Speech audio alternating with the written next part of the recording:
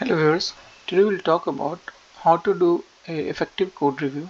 What are some of the checklists that we should have when we do the code reviews or peer reviews. So let's get started. So what is code review? Code review, sometimes referred to as peer review, is software quality assurance activity in which one or several people checks a program, which is mainly by viewing and reading parts of the source code, and where one person must not be the code author. The person performing the checking are called the reviewers. So what all we should be checking when we do the basic code review? So in case of basic code review, we should check whether if I am able to understand the code. Is the code too big or too small?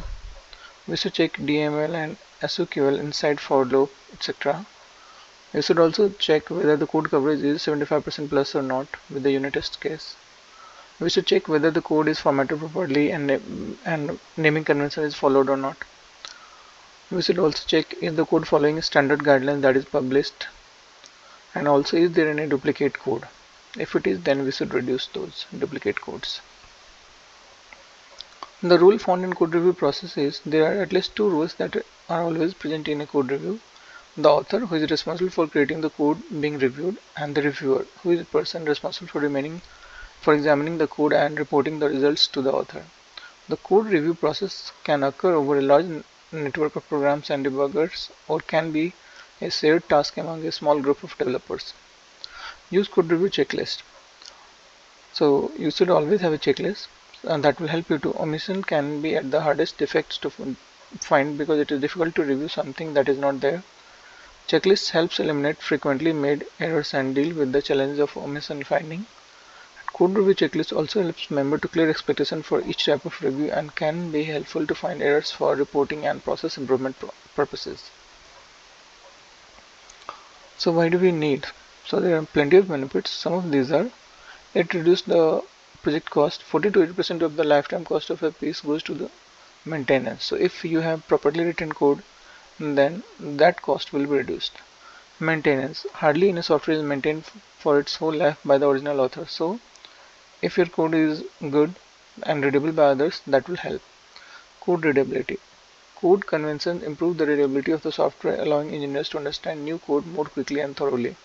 Enhance code readability to anybody wanting to do so in the future, reducing efforts for code maintenance. If you see pure source code as a product, you need to make sure it is well packaged and clean as any other product you create. Consistency introduces consistency to coding practice across length and breadth of implementation. Code reusability introduces code reusability to repeatable process and procedures, significantly reduce development time, effort, and improving productivity, minimizing of POF, point of failure, during implementation. And at last, it also helps to reduce the tech debt. So a simple workflow looks like this.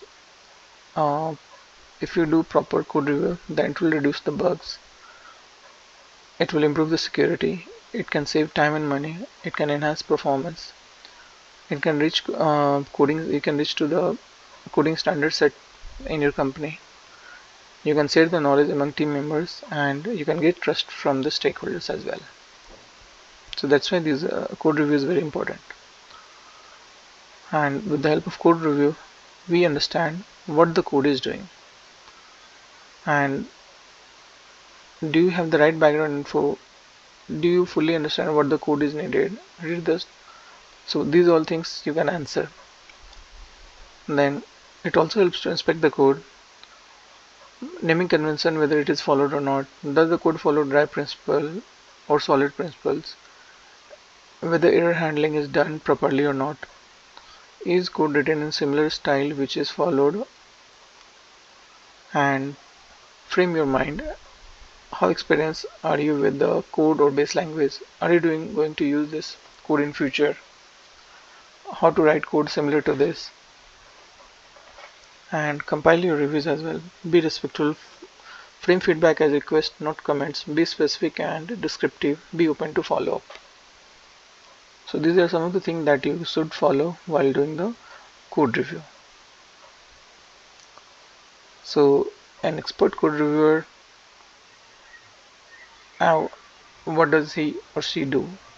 So it checks if the code follow defined architecture, is the code meets the non-functional requirement NFR, is the performance acceptable within the used data with the new code which is getting reviewed, is the code scalable to support huge number of users, is it secure as well, is it easy to maintain, is it following the single responsibility principles, solid and dry principles, and basically design patterns check, dependency injection checks, is it the code is following object oriented design principles, and also if the person who has written the code has already compiled it with some static analysis tools such as SonarQube.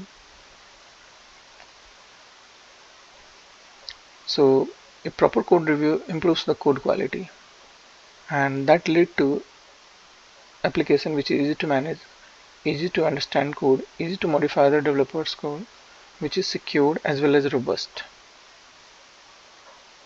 So when we are going for a code review, we should have the checklist whether the code is following the best practices which is defined, whether it follows the coding standards, whether static code analysis metrics is met, and whether it follows the object oriented analysis and design principle, and whether NFR is met or not. Code review is one of the important process in any software development. It should be properly documented so the team can follow code review best practices. So what are some of the best practices? First is automate as much as possible during PMD or other tools. Decide on code review goals. Follow a common checklist when submitting for review, and during review, respond in a timely fashion. Set the clear expectation. Aim to resolve the review quickly.